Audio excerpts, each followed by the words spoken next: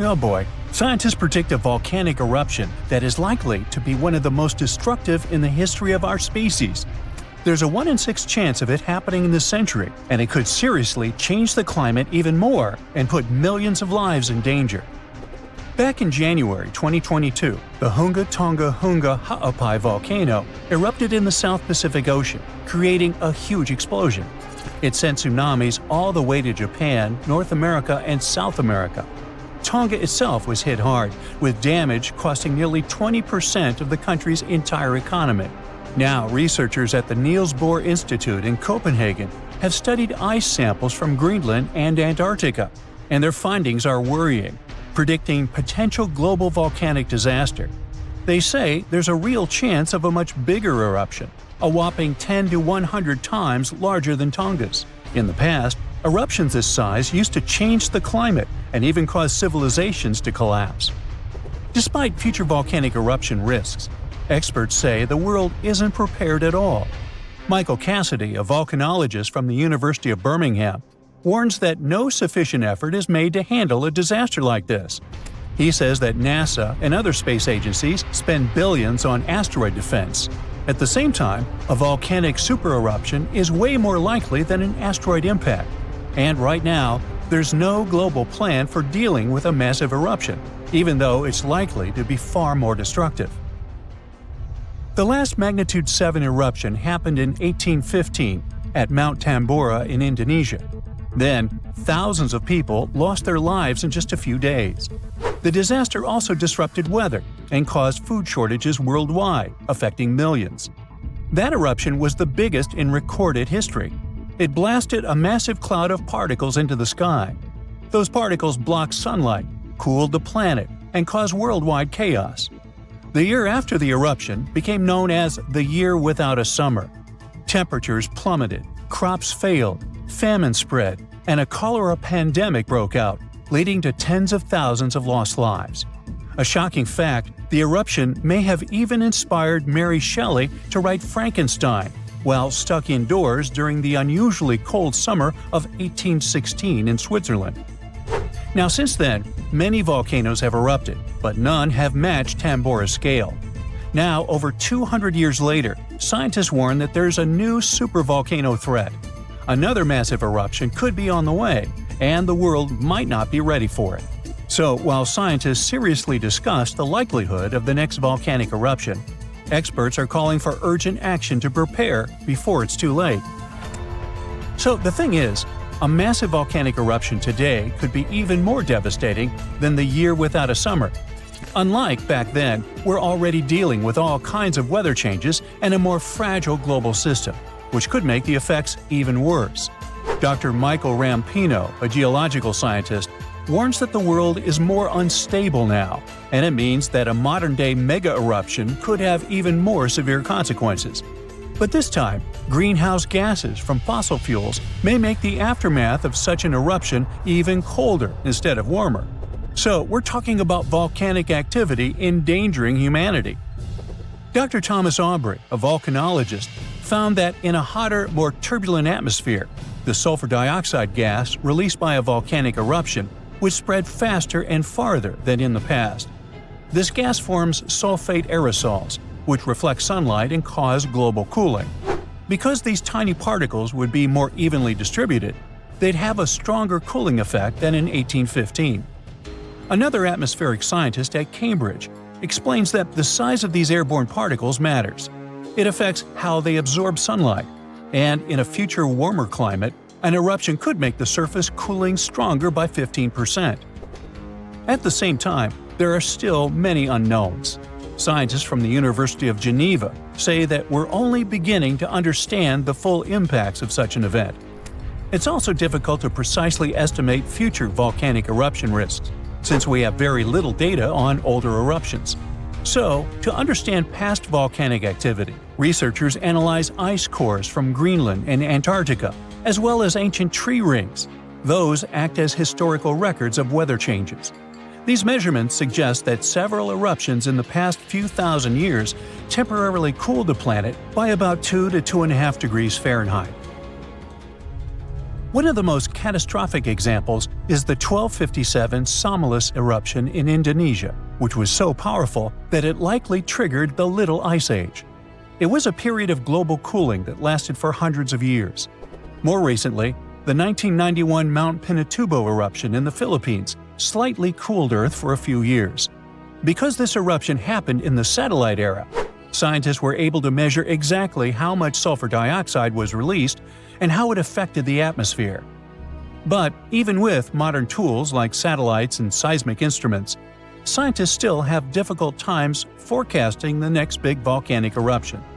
Luckily, even though we can't predict the exact timing, we can study worst-case scenarios to help authorities prepare. This includes creating evacuation plans and stockpiling food in case of global crop failures caused by volcanic cooling. The changes in weather patterns might make volcanoes more active. Melting glaciers can reduce pressure on underground magma, which will increase the chances of an eruption.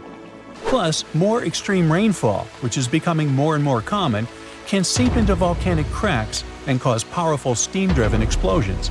It can affect both active and dormant volcanoes. Because of these risks, researchers are now mapping volcanoes that are the most vulnerable to climate change. Their studies show that the highest supervolcano threat comes from such areas as Iceland, Chile, and Indonesia.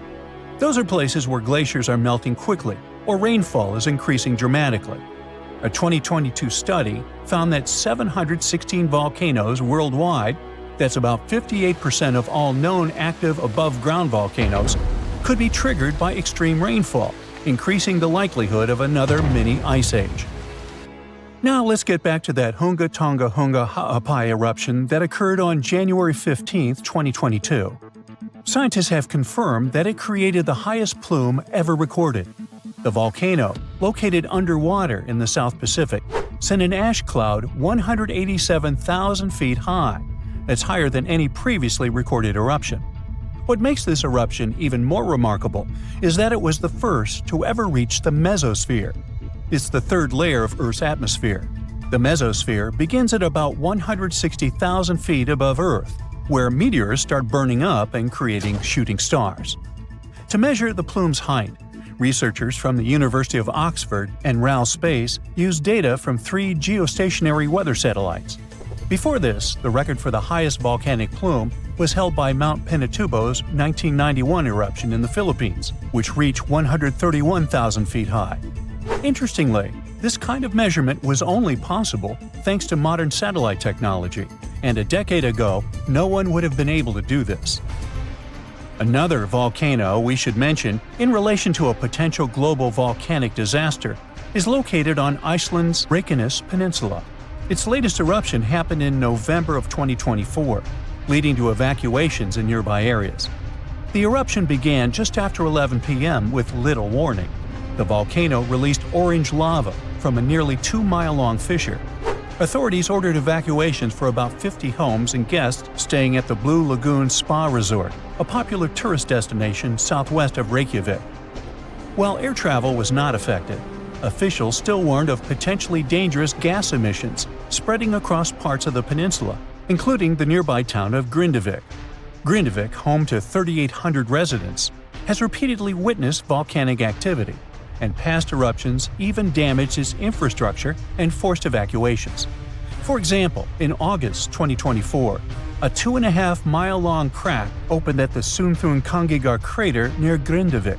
It led authorities declaring a state of emergency as lava flowed in multiple directions.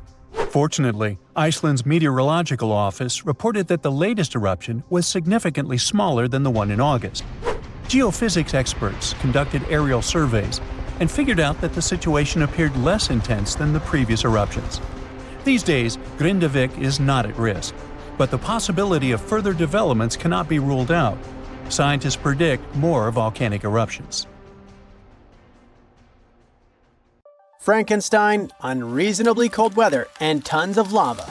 What do these things have in common? They all trace their origins back to Mount Tambora.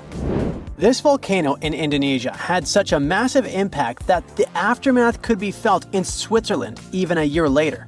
And these spots are thousands of miles apart. Soon, we might be facing something similar again.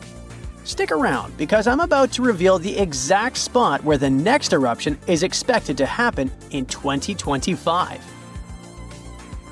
Back in 1815, Mount Tambora erupted with unprecedented force, sending a colossal cloud of fine particles into the atmosphere. This cloud reflected sunlight, leading to global cooling and even the year without a summer in 1816. Temperatures plummeted, crops failed, and families worldwide faced food shortages, compounded by various health issues. Fun fact: Frankenstein appeared because of abnormally cold weather in the summer of 1816. The author got stuck indoors in Switzerland and wrote this story to pass the time. But that is the only positive aftermath. In England and Ireland, people struggled to find food. The crops were too bad that year, and this year without summer cost them lives, all because of the eruption in Indonesia. While many other volcanoes have erupted since then, none have had consequences as dramatic as Tambora. However, climate professor Marcus Stoffel from the University of Geneva believes potential serious eruptions aren't just a matter of luck, it's only a matter of time. So it's up to us. We can sit back and wait for the inevitable, or we can start preparing today. This future eruption will happen in a world that's vastly different from the one in 1815. Not only is our planet more densely populated now, but we've also experienced irreversible changes that affect our daily lives. Now, if you think volcanoes are always the bad guys, think again. They've actually played a crucial role in shaping our planet. They help with land formation, atmospheric development, and climate modulation. Just look at Yellowstone, for example. When thick lava oozed to the surface, it spread across the landscape and transformed the area forever. When volcanoes blow their tops, they release a mix of lava, ash, and gases, including carbon dioxide. But don't worry, compared to the emissions from fossil fuels, the amount from volcanoes is pretty tiny. What scientists are really keeping an eye on is sulfur dioxide, because it can have a big impact on our climate. When a major volcanic eruption happens, it can send sulfur dioxide soaring into the stratosphere, which is about 7 miles up in the atmosphere.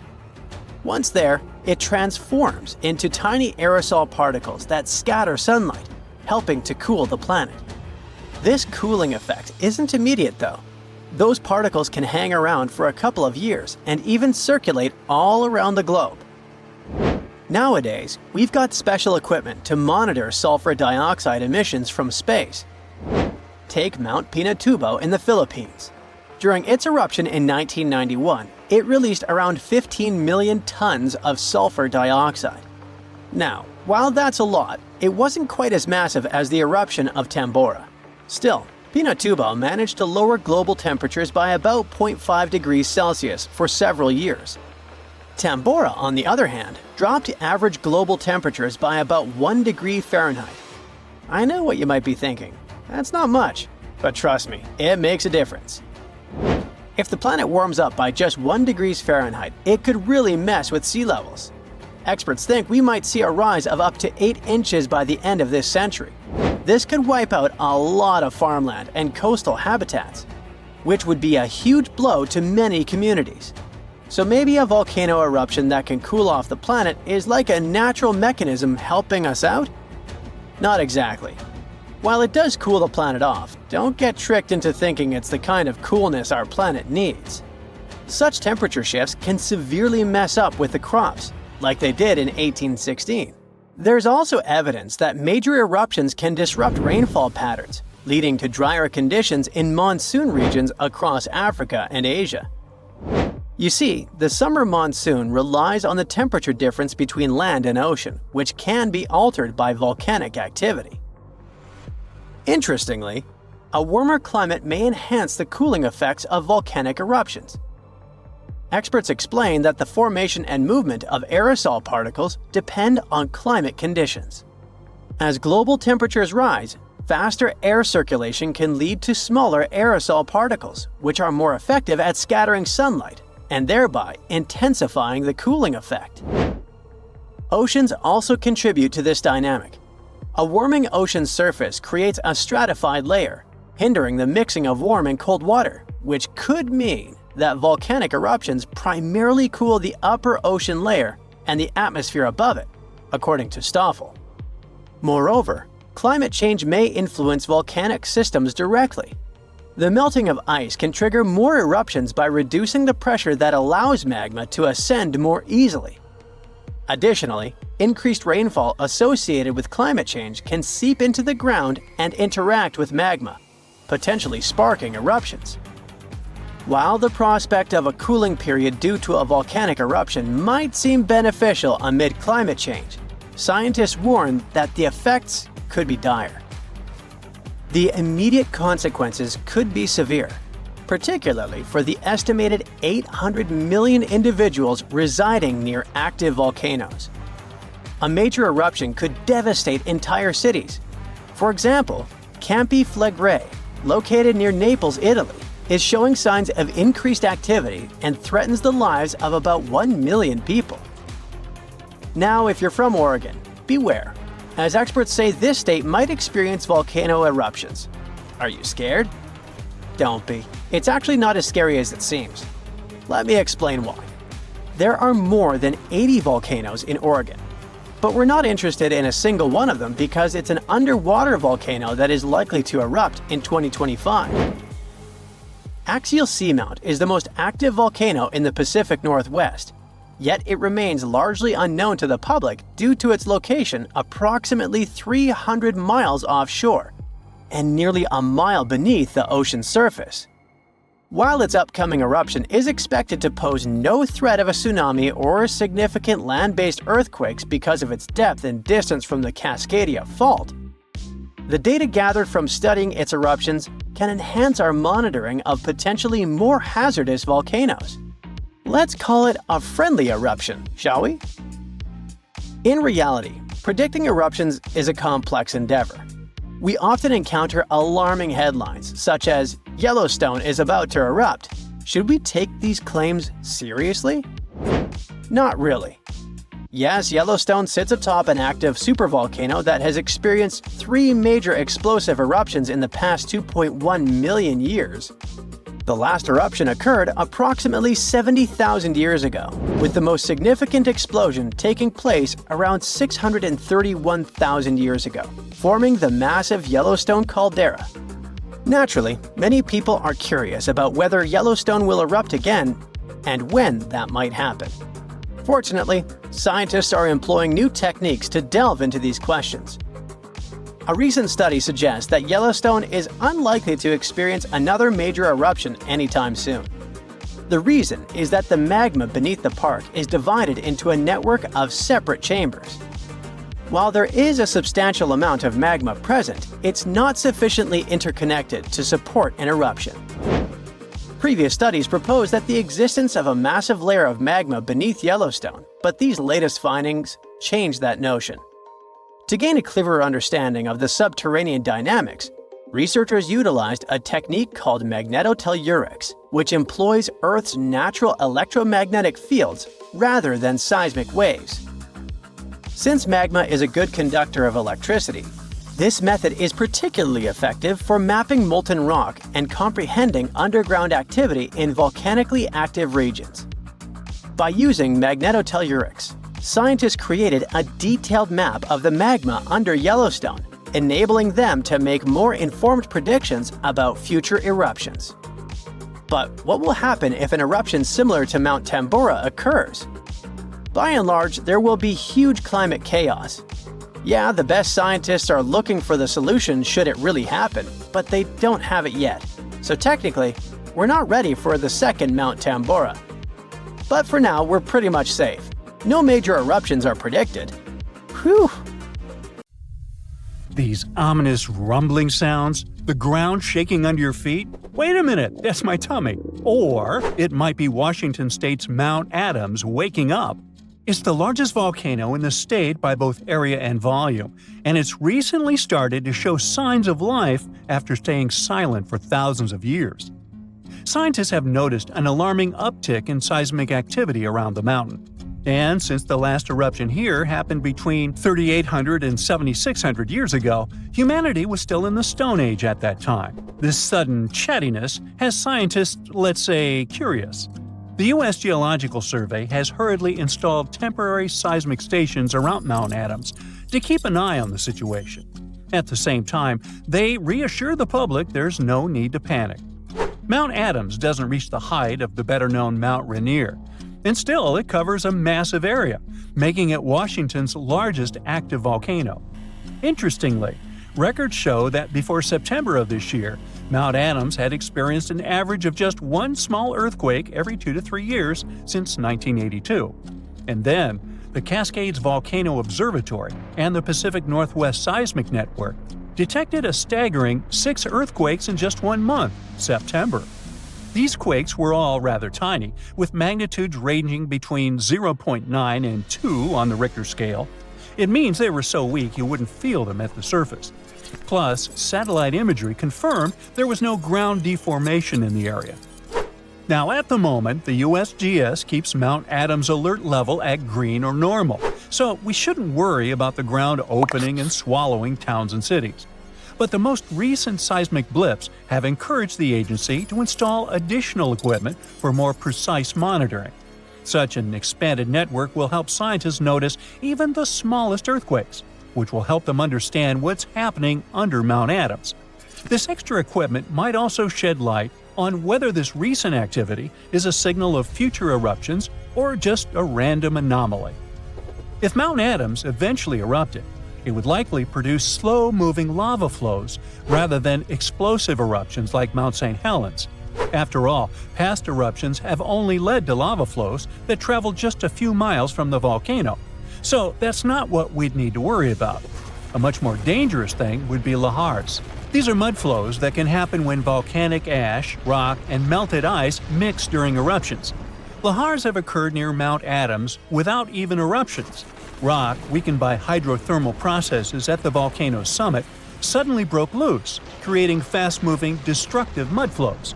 Exactly for this reason, the USGS categorizes Mount Adams as a high-threat volcano. While it doesn't erupt frequently, it still poses serious risks to nearby settlements. Another volcano we should carefully watch is Katla in Iceland. It's one of the country's most powerful and dangerous volcanoes. It last erupted over a century ago in 1918, but if it erupts again, it could be 10 times as powerful as another Icelandic volcano whose name I can't pronounce. See? That one erupted in 2010, completely disrupting air travel all over Europe. An eruption of Katla could release large amounts of sulfur dioxide, which could form sulfate aerosols in the atmosphere. Such aerosols reflect sunlight, which could even cause temporary global cooling. This phenomenon often followed catastrophic volcanic eruptions in the past. Although eruptions are common in Iceland, Katla's ash cloud would likely shoot higher into the sky and cover larger areas of Europe than that other one did. It would ground flights and negatively affect economies. If Katla erupted, it would also harm agriculture, water supplies, and air quality. In 2014, scientists noted that a large eruption could even cause a tsunami that might travel along Iceland's south coast and out to sea. But the potential impact of such a tsunami is still unclear. Katla tends to erupt on a regular schedule every 40 to 80 years, which means that another eruption is statistically very likely soon. That's why Katla remains under close scientific observation. The Canary Islands' Cumbre Vieja erupted recently in 2021, reminding people of its destructive potential. The lava flow from this eruption was devastating. It covered whole neighborhoods and flowed into the ocean, destroying more than 3,000 homes. Thousands of people had to be evacuated. But the craziest thing? Even though the damage was significant, scientists believe it could have been far worse. A massive eruption of Cumbre Vieja could have caused the volcano's entire western flank to collapse into the Atlantic Ocean, triggering a mega tsunami. This hypothetical tsunami could have potentially created waves hundreds or even thousands of feet high. They could have flooded coastlines around the Atlantic basin, including parts of the US and Europe. Luckily, recent studies claim that a collapse of that scale is unlikely. But even though the chance of a mega tsunami is low, scientists still think it's wise to prepare for possible eruptions because there's a chance of extensive damage. The lava flows that occur at this volcano tend to be extensive and dangerous to both human life and the infrastructure on the island. If you decide to travel to Ecuador, you should be wary of Cotopaxi, one of the most active volcanoes in this country. It's been rumbling with minor eruptions since 2022. While these eruptions have been relatively small, Cotopaxi has a great potential for a major eruption, and it has scientists on high alert. If Cotopaxi erupted on a large scale, it could produce a massive ash cloud over 12 miles high, threatening the lives of around 200,000 people in the neighboring area. A serious danger is Cotopaxi's snow-capped summit. It would melt super rapidly in a major eruption. It could lead to destructive floods and landslides that would flow down the mountain and potentially reach populated areas. This combination of volcanic activity and glacial floods makes Cotopaxi a high-risk volcano. A powerful eruption could occur soon, or it could be years or even decades away. But monitoring efforts are in place to catch any warning signs. The next volcano we should watch out for is already infamous, Mount Vesuvius. Its catastrophic eruption in 79 CE destroyed the Roman cities of Pompeii and Herculaneum. Its last eruption occurred in 1944, but Vesuvius remains highly active and poses a great risk to nearby Naples, one of Italy's largest cities. A large eruption would threaten over 3 million people. Many of them live in the vicinity or even directly on the slopes of the volcano. If Vesuvius erupted, it would be an explosive event, with ash, rocks, and volcanic gas ejected at extremely high speeds. And even though such a destructive event isn't expected for a few hundred years, Vesuvius remains one of the world's most closely watched volcanoes. After all, it has a real potential to cause catastrophic damage in a densely populated area. Then we have Popocatépetl, often called El Popo. It's one of North America's tallest active volcanoes, which lies about 40 miles from Mexico City. Exactly this proximity to a metropolitan area with a population of 22 million people makes Popocatépetl especially hazardous. A large eruption could send a massive ash cloud over Mexico City, causing widespread disruptions. Ash could clog the city's drainage systems, contaminate water supplies, and even cause power outages by short-circuiting electrical systems. Plus, lahars could rush down the volcano, reaching nearby towns. Popocatépetl has been showing near-constant seismic activity since the early 2000s, and smaller eruptions are pretty common here. In early 2024, there were 13 recorded minor eruptions, which alarmed nearby towns. At the same time, volcanologists consider such eruptions normal for Popocatépetl.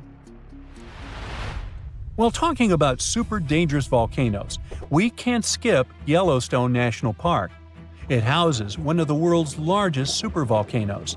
Its last massive eruption occurred about 640,000 years ago. But if this monster were to erupt today, the impact would be much more devastating for the entire planet. States closest to Yellowstone, including Montana, Idaho, and Wyoming, would be most affected, likely experiencing disastrous pyroclastic flows. These flows, which are made of a dangerous mix of lava, ash, and gases, can obliterate everything in their path. Large parts of the country would also be blanketed in volcanic ash, over 3 feet in some areas. On a global scale, an eruption at Yellowstone would send tons of ash and gases into the stratosphere, potentially blocking sunlight and causing global temperatures to drop for a few years. This would disrupt agriculture, collapse transportation systems, and create food shortages on a massive scale. Still, even though there's a popular myth that Yellowstone is overdue for an eruption, geologists clarify that this isn't true. Volcanoes don't follow precise timetables, and the activity at Yellowstone doesn't indicate an imminent eruption. So yeah, that's good news. Our planet's biggest and meanest supervolcanoes are waking up. When they erupt, You'll surely notice it, even if you live thousands of miles away from the epicenter. Scientists are worried we might not have enough time to prepare and deal with the consequences of a supereruption. There's some volcanic activity close to the Italian city of Naples. And no, it has nothing to do with the famous Mount Vesuvius, but with another volcano. This one is harder to see as it doesn't have a tall peak like Vesuvius. But don't let this bad guy trick you. It could be way more dangerous than its giant neighbor. It does have a huge crater that's about 8 miles wide. This volcano is called Campi Flegrei, and it's actually one of the largest volcanoes in Europe, sitting under the town of Pasquale. So, Campi Flegrei erupted 39,000 years ago with a bang so massive it spread ash across the whole Mediterranean region. It also caused the temperature to drop by over 16 degrees Fahrenheit across Eastern Europe. It was the biggest volcanic eruption in Europe in 200,000 years. Since then, Campi Flegrei has had smaller eruptions, and the last one happened in 1538. Now the area is full of small craters, hot springs, and bubbling pools, and they're all proof that this volcano is still very much alive and brewing something. Since the early 2000s, the ground in the giant crater and the town nearby have been slowly rising by about 1 to 1.5 inches every year. There were at least 150 earthquakes that shook this supervolcano lately. In May 2024, there was a 4.4 magnitude in the area, the biggest in the last 40 years. Residents had to leave their homes and camp outside, fearing there would be more earthquakes. No one knows how Campi Flegrei is going to behave in the following months or years, but the authorities are organizing evacuation exercises to prepare the population just in case. The Italian volcano looks like an innocent kitten compared to the real giants like Yellowstone. For a volcano to deserve the title of a super one, it must be able to produce catastrophic scale eruptions and eject huge amounts of magma, ash, and volcanic gases. The Yellowstone giant meets these criteria. Even though it moves from time to time, the Yellowstone supervolcano hasn't erupted for 640,000 years.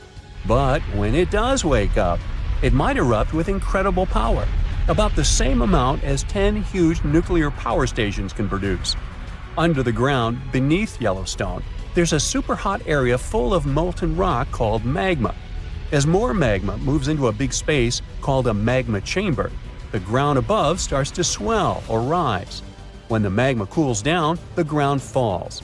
Between 2004 and 2009, the ground at Yellowstone rose by almost 10 inches, but then it started to slowly go back down in 2010. Scientists aren't sure if it's going to erupt anytime soon.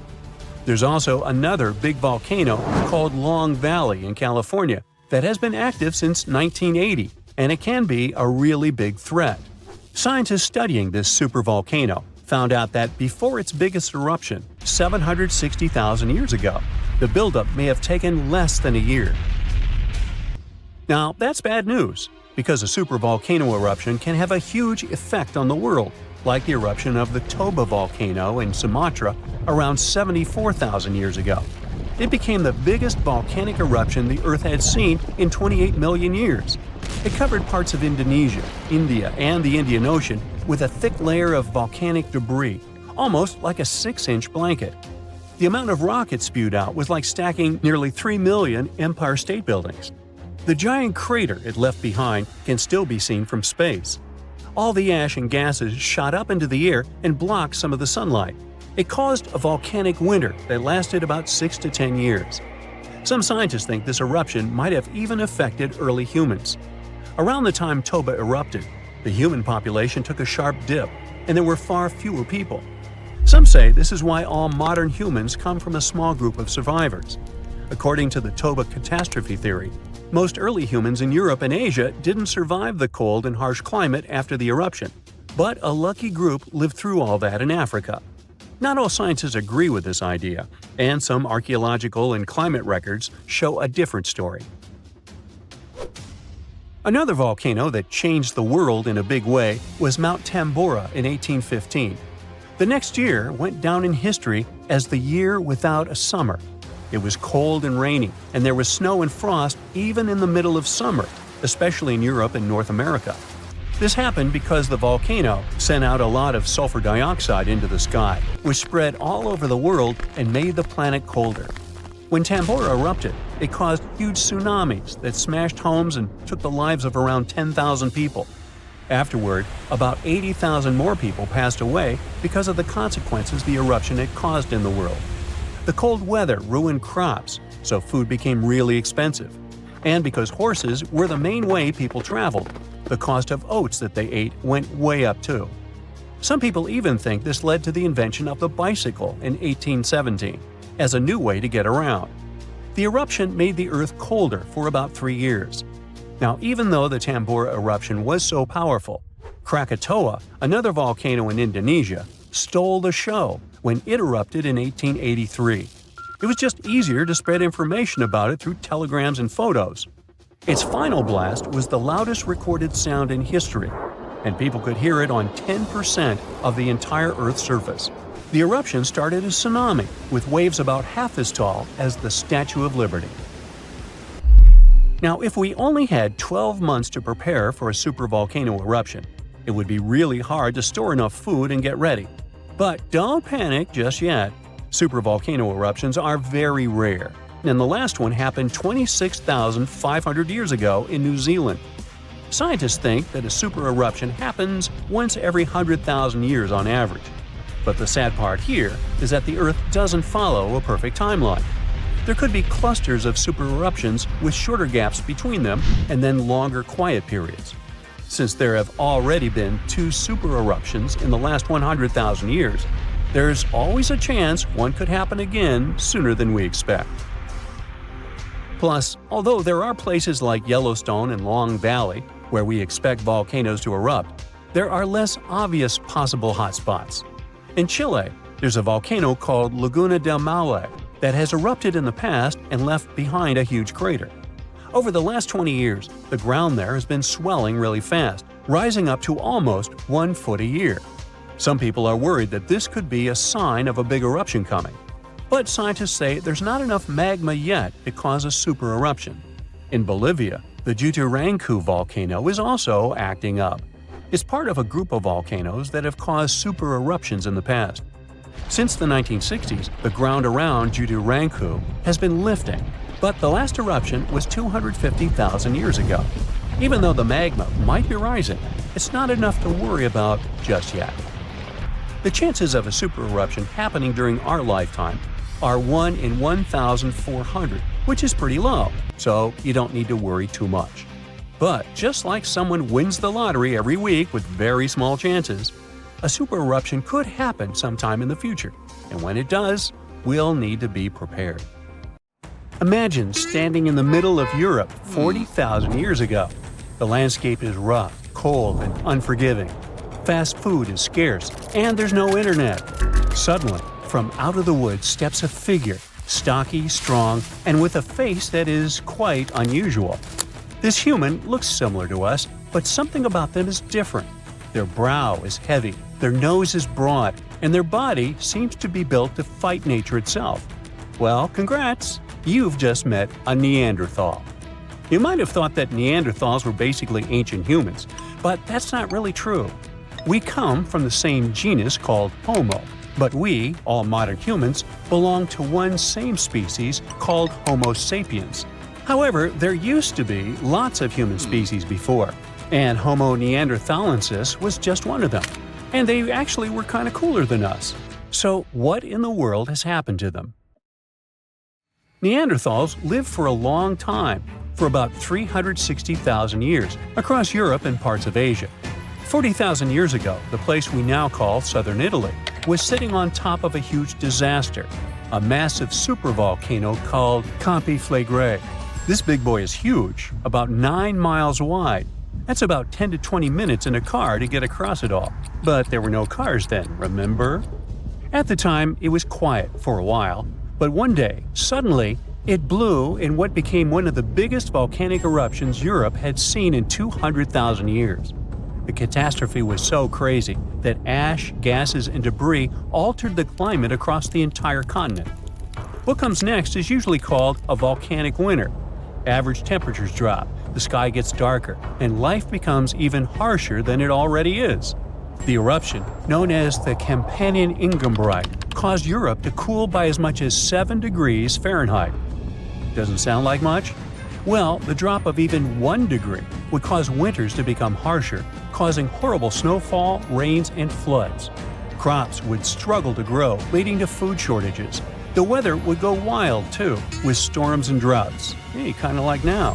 Except multiply this by 7. Events like these caused some huge chaos in modern times. You can imagine what it did to the Neanderthals. But in reality, a simple volcanic eruption shouldn't destroy an entire species, right? Well, yes. The truth is, the Neanderthals were already hanging by a thread back then, and all because of us. They've been in a tough spot for a while. They lived in places that are now parts of Europe, Western Asia, and the Middle East. Modern humans, us Homo sapiens, entered Europe and were giving them some serious competition for food and shelter. Homo sapiens were sneaky dudes, better at finding food, easily adapting to different environments, and using more advanced tools. We were pushing Neanderthals out, trying to get the same resources. We literally made their extinction a slow and very unpleasant process. So, while the volcano definitely made things worse, it wasn't their only problem, and they didn't completely disappear after the eruption. Some of them hung on in isolated places, like Gibraltar, for another 12,000 years. That's because it's likely most of the severe cooling actually happened farther east, away from where the Neanderthals were trying to survive, and it didn't hit their homes as hard as we thought. In fact, the eruption may have even helped them, at least for a while. Some scientists say that the volcanic fallout might have slowed down modern humans' expansion into Neanderthal territory and gave the poor fellas a little more time to survive. So, the Campiflagre eruption was a nasty event, but it only delayed the inevitable. Campiflagre is a wild card. It's also known as the Fields of Fire. The air itself there is thick with legend. The Greeks and Romans believed this volcano was the gateway to the underworld. Even an ancient Roman poet, Virgil, mentioned this in his famous story, the Aeneid. The hero Aeneas must descend into the underworld, and this place is exactly where he starts. Back in the day, this landscape was full of Roman villas, spas, and fish ponds. The elite had the time of their lives there. What they didn't know, though, was that they were standing on treacherous ground that could go crazy at any moment. The Campiflagre is not your typical volcano. You'd imagine a single towering peak, but the landscape looks deceivingly calm, with small features popping up here and there. But if you flew above it, the sight would be insane. A gigantic circular basin, peppered with volcanic cones and craters, like scars from the Earth's violent past. The danger here lies in its subtlety. The ground beneath your feet is constantly shifting, even when you don't notice it. Every so often, the land rises, only to sink again, sometimes by several feet, as magma or gas moves beneath the surface. It's incredibly creepy. The risk is almost invisible. The Campiflagre is a massive depression formed by 2 colossal volcanic eruptions. One of them was the one that cooked Neanderthals, and another happened 15,000 years ago. The most famous eruption, though, happened in the 16th century, and it was horrifying. The year was 1538. For years, the people of Paswali had noticed something unsettling. Land that once sat below the waves was slowly rising. What was once the sea had become new ground. Rumblings from deep within the earth were terrifying, but had become a normal part of life. Earthquakes started in the early 1530s, small at first, but in just 8 years, they became the norm. Until one day, on September 28th, horrifying tremors shook the ground. By the next evening, as the sun dipped below the horizon, a massive crack ripped open the earth near the ancient Roman town of Tripurgoli. From this gash spewed fire, smoke, and a rain of volcanic ash miles away. It was thick and muddy, likely mixed with underground water.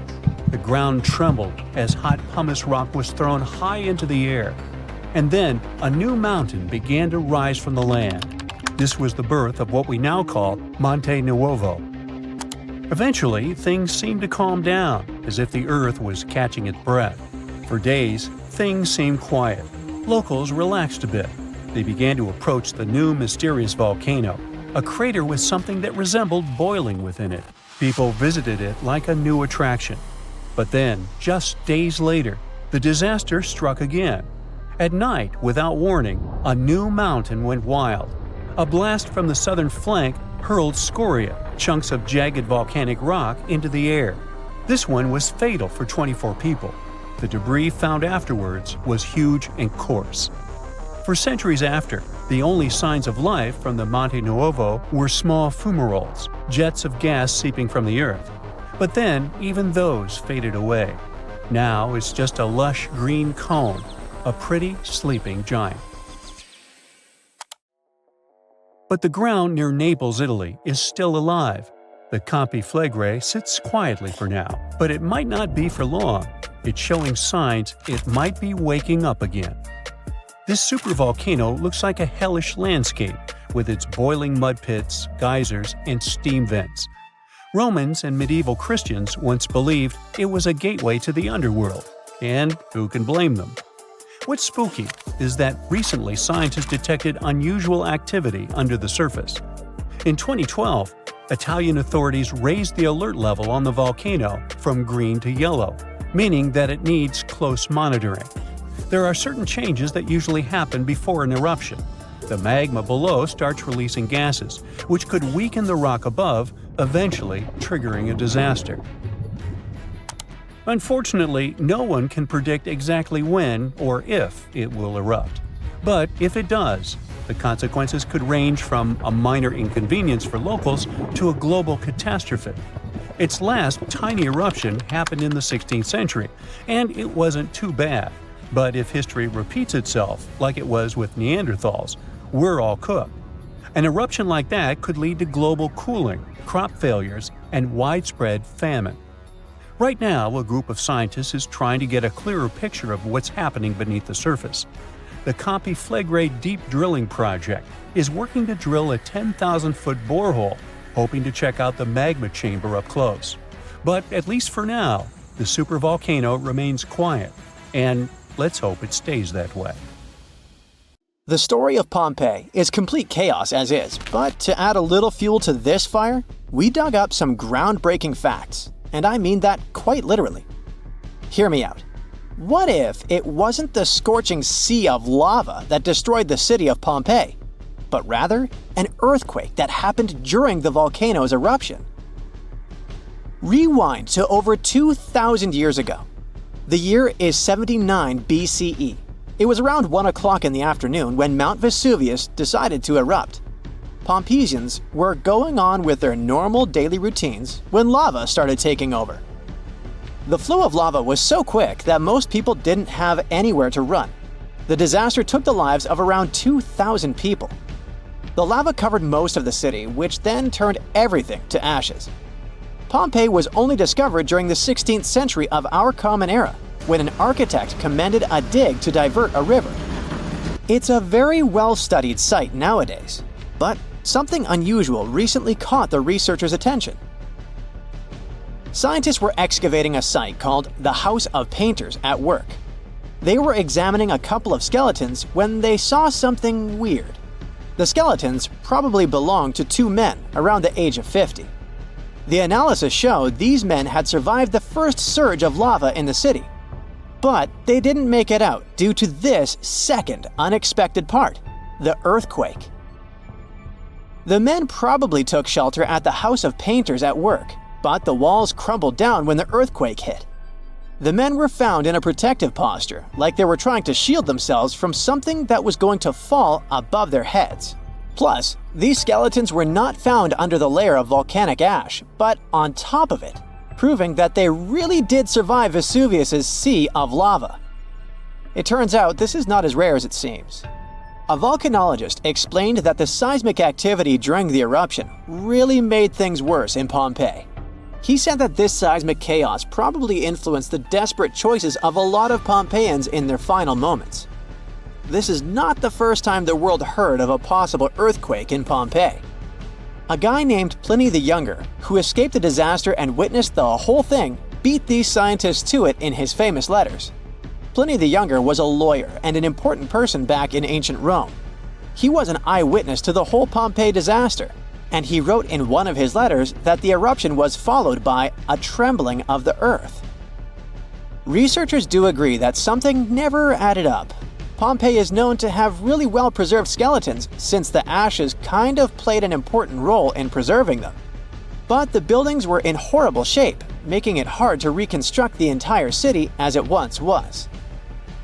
Pompeii was indeed one of a kind. It was one of the most vibrant and lively cities of the ancient Roman Empire. The city was huge. It could have been home to as many as 30,000 people in its heyday. The House of Fawn, for example, was a clear example of how rich Romans lived their lives in Pompeii. It was a huge house that even had 2 gardens inside, taking up the entire block. They looked like they were made of white marble, but it was actually painted stucco. It was clear to researchers that only aristocrats lived there. Then there was this famous forum. This is where most of the administrative part of the city life happened. It was made up of a lot of different buildings, like the Basilica, a hotspot for political and civil meetings, the Macellum, which was a market, and several temples. If we were visiting this back in the day, we'd see a bunch of men dressed in tunics. A few select ones would wear togas, those heavy white pieces of draped cloth that look like bed linen wrapped over the body. Togas were mainly used on special occasions since they were costly, hard to wash, and considered a traditional costume. Representatives running for office would use it during their campaign run so that commoners would identify them as candidates. One can't forget about the Villa of the Mysteries. Cool name, huh? It was called that way because of some mysterious frescoes found inside of it. Modern-day archaeologists still haven't figured out what the scenes painted are trying to depict. Probably some type of ritual or ceremony. By the way, a villa is simply a large suburban Roman-style house. It's not necessarily a super posh place where the rich and beautiful live. It's usually located on the outskirts of town, near the city's walls. The Villa of the Mysteries one, in particular, was found astoundingly well preserved in modern archaeological excavations. It even had a manufacturing area inside of it, like its own little industry. It was common for richer Romans to own big farmlands, like olive gardens, for example. So they would also build a processing station inside their villas to extract the oil and package the whole thing. The amphitheater was where some of the richer men paid to put on gladiator fights for the rest of the town. It was built around 70 BCE, and it was one of the oldest amphitheaters of the world. It was even older than the Colosseum in Rome. This huge building could fit around 20,000 spectators at once. The seating was arranged by social class, so you could easily spot who was a member of the nobility. And in case you're wondering why it was shaped like a weird egg, it's because that was the shape that allowed for an unobstructed view wherever you were in the crowd. As every other Roman city, Pompeii also had some famous baths. Since not every house had access to plumbing back in the day, most people didn't shower in their homes. That's why so many Romans would use public baths, usually at the end of the day, to clean themselves.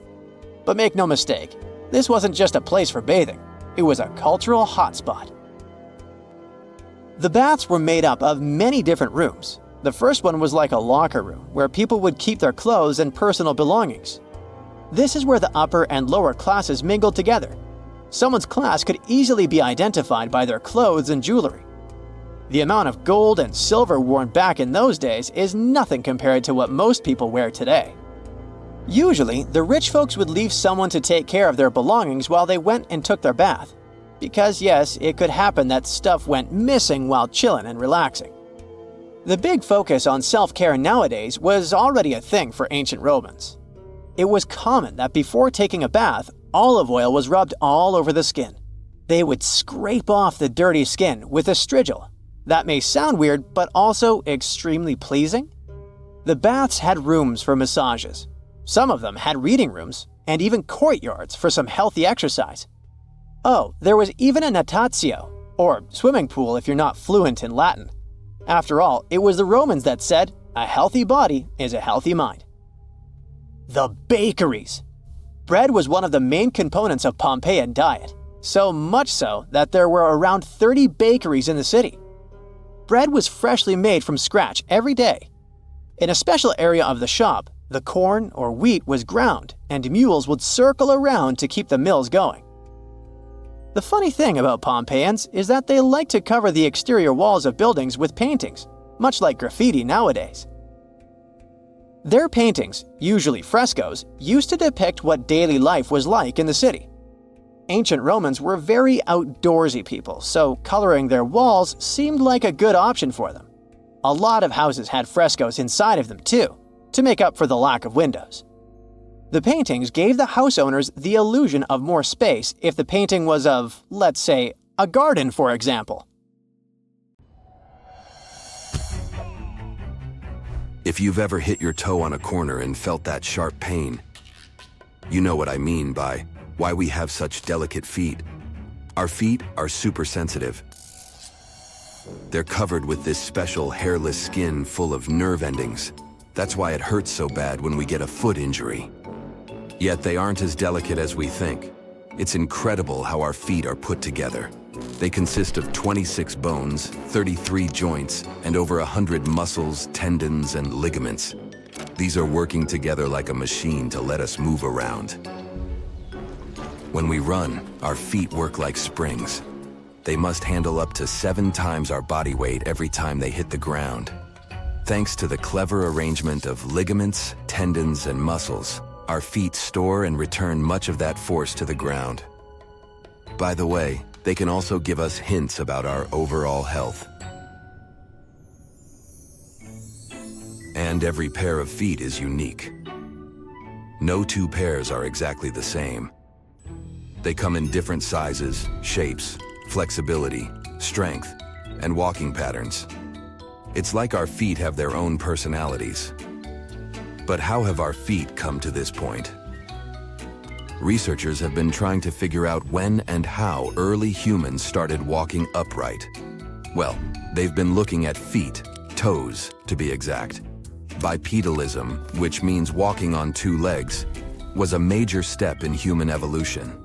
It influenced a bunch of other changes in our lineage, like how we behave socially and develop our material culture. So, these scientists have been digging into the details of foot evolution to piece together the story of our species.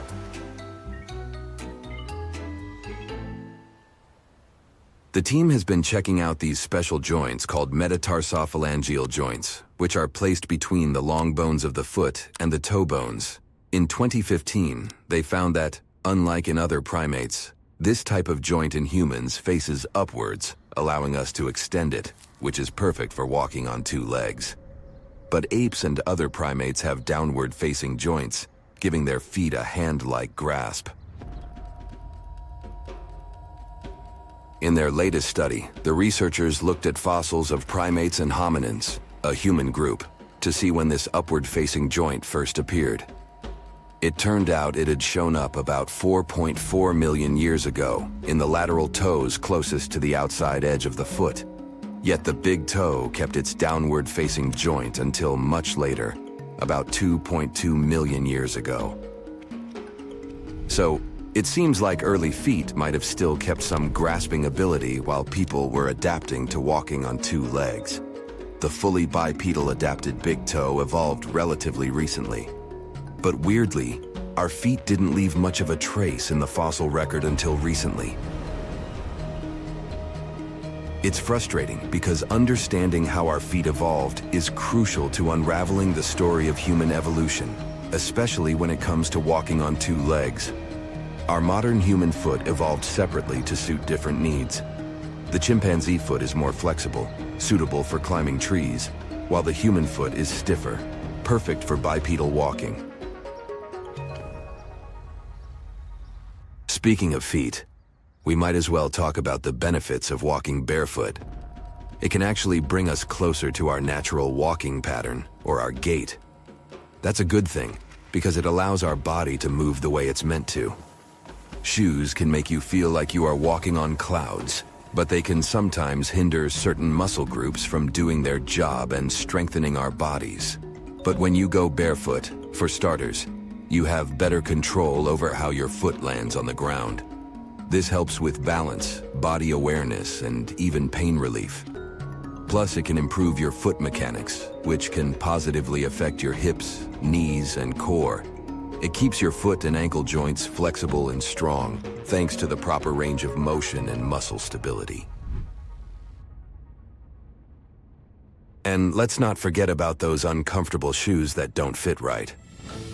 Walking barefoot can relieve issues like bunions or hammer toes caused by improper footwear. Have I mentioned stronger leg muscles? Yep.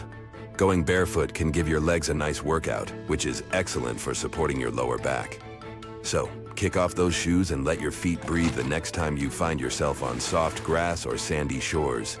Your body will thank you for it. Not just our feet have evolved over time. Our ancestors had bigger brains too. It means our brains have shrunk. Researchers looked at cranial fossils and discovered that our brains started downsizing about 3,000 years ago.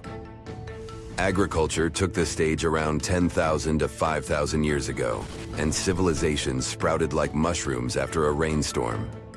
There were sprawling cities, architectural wonders, and even some fancy writing thrown into the mix.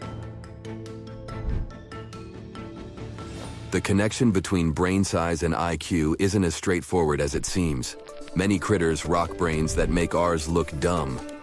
A massive study with thousands of brain scans and IQ tests revealed that brain size and IQ are like two friends at a party.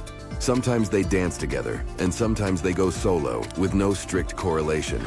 It turns out some ant societies are like a mirror to our own, complete with their own version of farming and teamwork.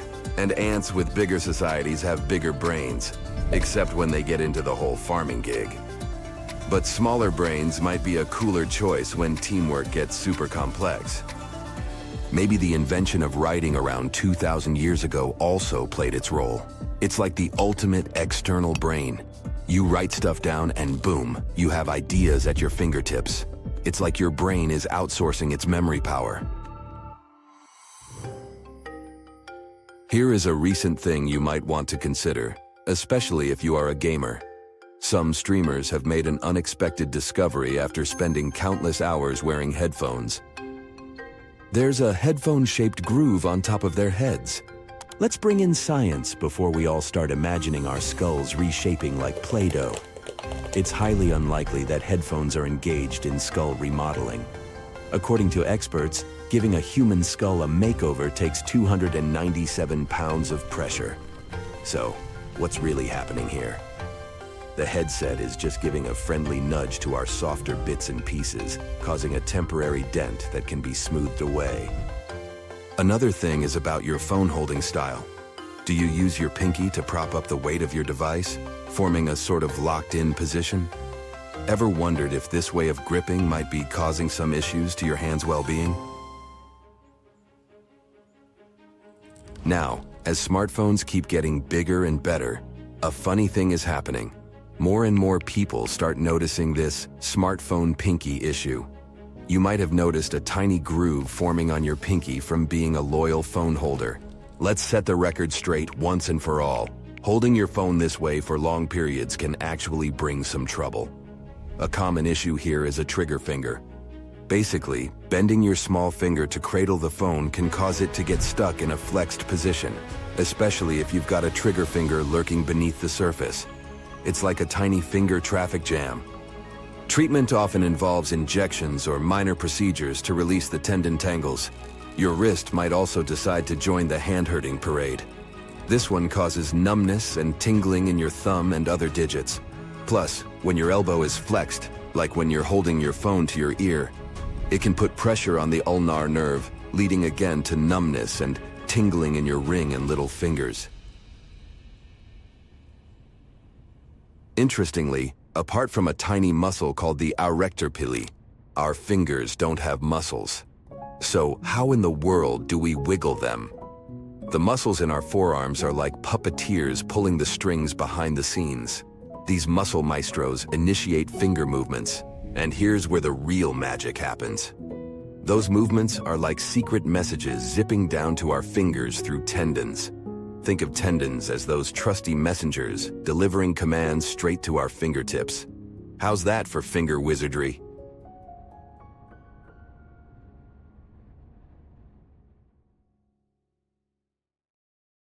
The human body is this perfectly balanced machine, right? Well, not when I'm using it. Normally, all its parts work seamlessly together to keep us thriving and, well, alive. Each of our organs is essential for our day-to-day activities, from breathing, walking, talking, and coming up with bright ideas that push humanity forward. But are they really essential?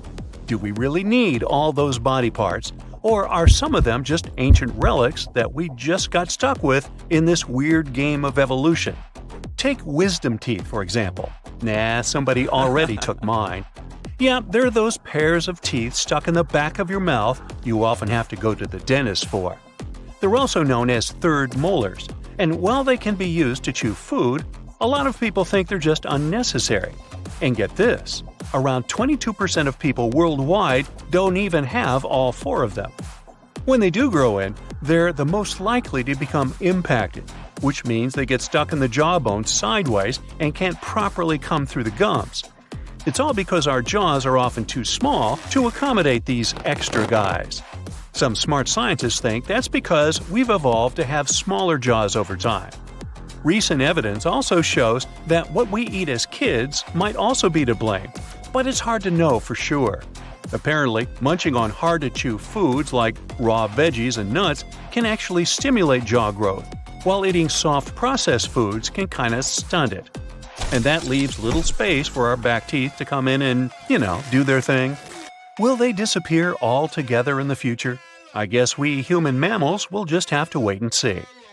Now let's talk about the vomeral nasal organ, or as I like to call it, the nose's secret instrument. Ooh. You see, rodents and other mammals have this awesome ability to communicate with each other using chemical signals called pheromones. And guess what? They have a special organ called the vomeral nasal organ, or VNO, that helps them detect these pheromones. Here's where it gets interesting. While most adult humans have something resembling a VNO in their nose, it turns out that it's basically a useless remnant. Neuroscientists even say that if you look at the anatomy of this organ, you won't see any cells that resemble those of similar organs from other mammals.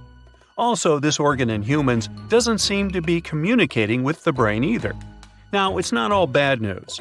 Even though the human VNO is pretty useless, it looks like it still might respond to some pheromones. Will humans keep this organ on their evolutionary to-do list? For now, I'd place it in the maybe pile. Now, here's a tail. Animals that feature tails need these structures for a lot of things. Some need it for balance, others for navigation, while some need it to attract potential partners. But did you know that when we're just a few weeks old in our mother's belly, we actually have tails too? That's right, we have a whole little tail complete with vertebrae. As we develop, that tail magically disappears and we're left with our trusty tailbone. Humans and apes are unique in that we don't have tails, unlike other primates. It's a mystery why apes lost their tails, but we can all agree that it makes us stand out in a crowd. However, once in a blue moon, a human is born with a little vestigial tail. Cute, right? Well, don't get too excited, because these tails don't have vertebrae and can sometimes be associated with a tricky condition of the spine. Either way, these tails are usually harmless and can be easily removed with a quick surgery. And let's be honest, it's not like we're going to miss it. After all, who needs a tail when you have arms and legs to get around? Plus, can you imagine trying to find pants that fit with a tail sticking out the back? Not a good look. There's little to no chance humans will end up needing tails in the future, so I'm guessing the tailbones are bye-bye in future generations. Humans also have a funny little fold of membrane in the inner corner of the eyes, called the plica semilunaris. It's basically what's left of a third eyelid, which is still found in some animals, like gorillas and other primates. But here's the funny thing. Even our close relatives, the chimpanzees, have this little fold that appears to be useless too. So we're not alone in this eye quirkiness. Speaking of unusual membranes, they serve a variety of functions in different animals, such as protecting the eye from dirt and moisture, or hiding the iris from predators. Some species can even see through their transparent membranes when they're underwater or underground. Now, the reasons why we humans lost our third eyelid is still a bit of a mystery. Maybe changes in our habitat and eye physiology made it unnecessary. Or maybe we just evolved to be too cool for a third eyelid. Who knows? With or without vestigial organs, it's interesting to imagine what humans might look like in the future. Many organs have become obsolete because of our lifestyle changes. Care to have a peek into what we might look like in the future? And in the same vein, or artery, have you heard of the concept of text claw? It's where you spend so much time typing on your phone or laptop that your hand starts to cramp up like a claw. And that's just one of the physical changes that could happen to us if we don't take care of our bodies in this tech-heavy world. But it's not just our hands that are affected. We could end up with 90-degree elbows from constantly holding our devices at that angle, and even a smaller brain from all the distractions and information overload. Now, I know what you're thinking. We just can't give up technology and go back to the Stone Age. And you're right, we don't have to. But we do need to be aware of the potential negative effects and take steps to reduce their damage. That's why a team of designers put their creative efforts together to present Mindy, a future human whose body has physically changed due to the constant and never-ending use of smartphones, laptops, and other types of maniacal devices. While Mindy's exaggerated changes may not be in our future, the concerns behind them are real. So, what can we do? Well, one suggestion is to take regular breaks from our screens and stretch our legs a little. Maybe even encourage some office yoga or dance parties to get the blood flowing. We don't have to give up technology completely, but we do need to be mindful of its effects on our bodies and minds. Many years in the future, we might even get smaller in size. One scientist reckons that if we were smaller, our bodies would need less energy, which would come in super handy in our increasingly crowded planet. It's funny to think about how different our lives are now compared to when we were hunter-gatherers. Back then, we only had to interact with a handful of people each day. But now, remembering people's names is a super important trait, and it might even be something we grow to become better at. Or, technology might actually play a role in our evolution. Scientists believe that we could one day have implants in our brains that help us remember people's names. It's like having a biological phone book directly in your body.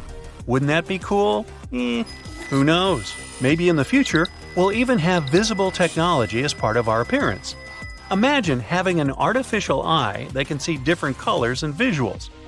And don't even get me started on what we might look like if we colonize Mars. With the lower gravity, our bodies could change in all sorts of ways. We might have longer arms and legs, or even insulating body hair like our Neanderthal ancestors. It's hard to pinpoint what we might look like in the future without very precise data to back the models up. But it's fair to say these changes will be interesting, to say the least. As for me, well, it's too late to say the least. I've said over 1,400 words here already.